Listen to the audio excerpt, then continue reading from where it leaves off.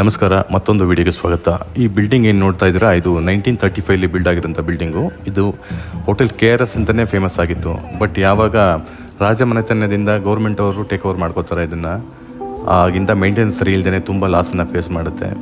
ಆಗ 2009 royal orchid ಅವರು ಈ ಹೋಟೆಲ್ನ ಟೇಕ್ ಓವರ್ ಮಾಡಿಕೊಂಡು ರಿನೋವೇಟ್ ಮಾಡಿ ಜುಲೈ 3ನೇ ತಾರೀಕು 2009 ಅಧಿಕೃತವಾಗಿ the royal orchid Brindavan garden and spa ಅಂತ ಒಂದು ಹೊಸ ಹೆಸರಲ್ಲಿ ಮತ್ತೆ ಕಾರ್ಯಾರಂಭ ಮಾಡ್ತಾರೆ.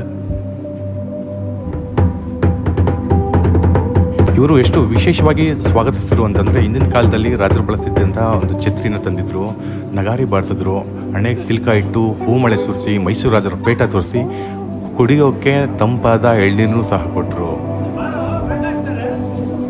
ಹಾಗೆಯೇ ಈ ಹೋಟೆಲ್ ಕಾರಿಡಾರಿಂದ ನೋಡೋದಾದರೆ ನಿಮಗೆ ಕಂಪ್ಲೀಟ್ ಬೃಂದಾವನ ಕಾಣಿಸುತ್ತೆ. ಇದಲ್ಲದೆ ಫಸ್ಟ್ ಫ್ಲೋರ್ ಅಥವಾ ಸೆಕೆಂಡ್ ಫ್ಲೋರಿಂದ ನೋಡಿದ್ರೆ ಇನ್ನೂ ಅದ್ಭುತವಾಗಿ ಕಾಣಿಸುತ್ತೆ.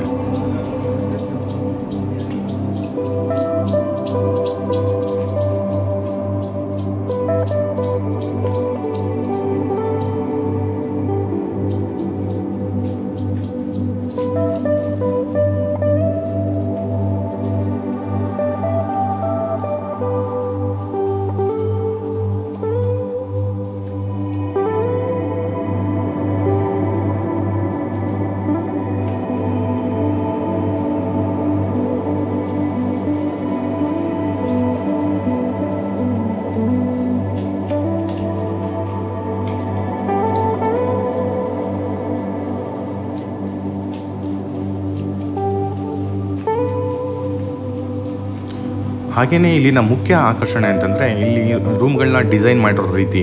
ಅಂದರೆ ಇದು ತುಂಬ ಹಳೆ ಬಿಲ್ಡಿಂಗ್ ಅಂದರೆ ರಾಜಮನೆತನದವರು ಕಟ್ಕೊಂಡಿರೋದ್ರಿಂದ ಹಾಗೆ ಯಾವ ರೀತಿ ಪೀಠೋಪಕರಣಗಳನ್ನ ಯೂಸ್ ಮಾಡ್ತಾಯಿದ್ರು, ಯಾವ ರೀತಿ ಮಂಚಗಳಿತ್ತು, ಲೈಟಿಂಗ್ ಆಗಿರ್ಬೋದು, ಅಲ್ಮೇರ ಆಗಿರ್ಬೋದು, ಅದೇ ಡಿಸೈನಲ್ಲಿದೆ. ಹಾಗೆಯೇ ಇಲ್ಲಿ ಯಾವುದೇ ರೀತಿಯ ಪ್ಲಾಸ್ಟಿಕ್ ಬಾಟ್ಲ್ಗಳನ್ನ ಯೂಸ್ ಮಾಡಲ್ಲ ನೀರು ಕೊಡಲಿಕ್ಕೆ, ಎಲ್ಲ ಗಾಜಿನ ಬಾಟ್ಲ್ಗಳನ್ನೇ ಉಪಯೋಗಿಸ್ತಾರೆ.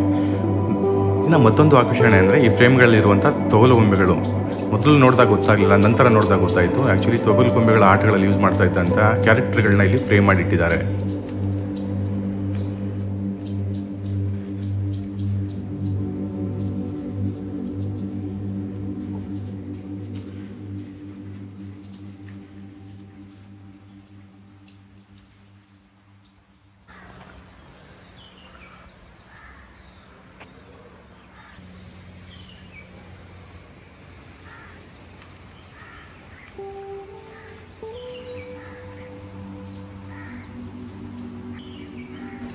ಎಲ್ಲ ಕಡೆ ಸಾಧಾರಣವಾಗಿರುವಂತೆ ಇಲ್ಲೂ ಸಹ ಒಂದು ಸ್ವಿಮ್ಮಿಂಗ್ ಪೂಲ್ ಇದೆ, ಮಕ್ಕಳಿಗೂ ಸಹ ಒಂದು ಅಲ್ಲಿ ಕಿಡ್ಸ್ ಪೂಲ್ ಇದೆ.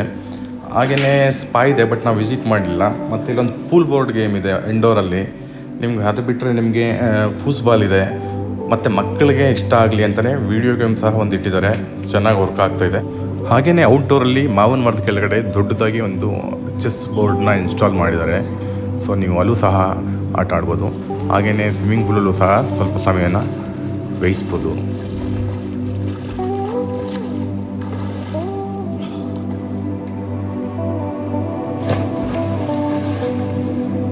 ಎಲ್ಲ ಗೇಮ್ಸು ಸ್ವಿಮ್ಮಿಂಗ್ ಎಲ್ಲ ಆದ ನಂತರ ನಾವು ಹೊರಟದ್ದು ಬೃಂದಾವನದ ಕಡೆಗೆ.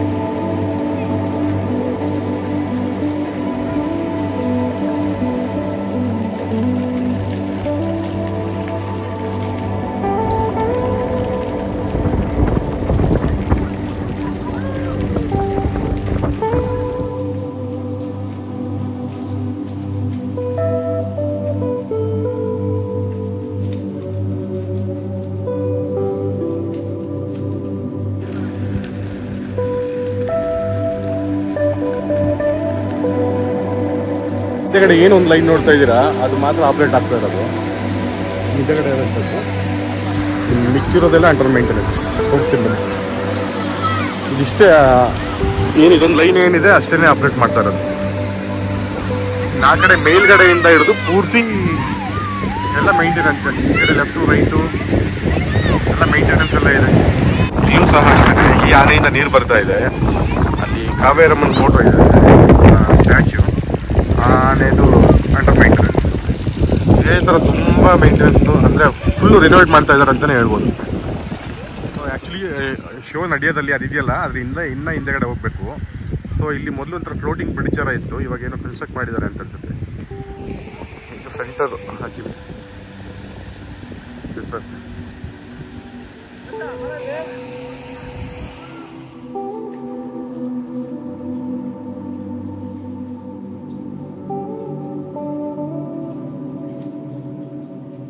ಇಷ್ಟು ಪೂರ ಅಷ್ಟೇನೆ, ಎಲ್ಲ ಮೇಂಟೆನೆನ್ಸ್, ಇದು ಮೇಂಟೆನೆನ್ಸ್.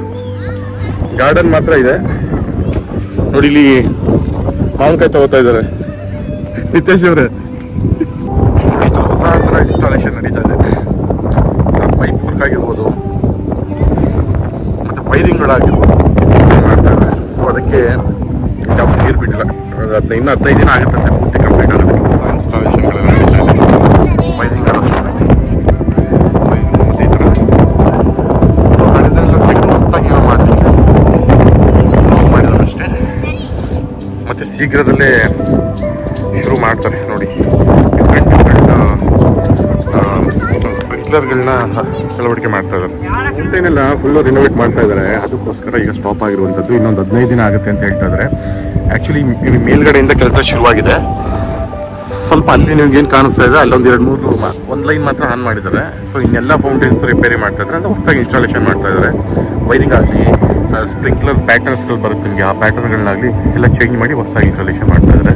ಸೊ ಇನ್ನೊಂದು 15 ದಿನ ಇಲ್ಲಿ ಯಾವುದೂ ಇರೋದಿಲ್ಲ. ಹಸ್ಕೊಂಡು ಮತ್ತೆ ಈಗ ಹೋಟ್ಲಿಗೆ ವಾಪಸ್ ಬರ್ತಾ ಇದ್ದೀನಿ.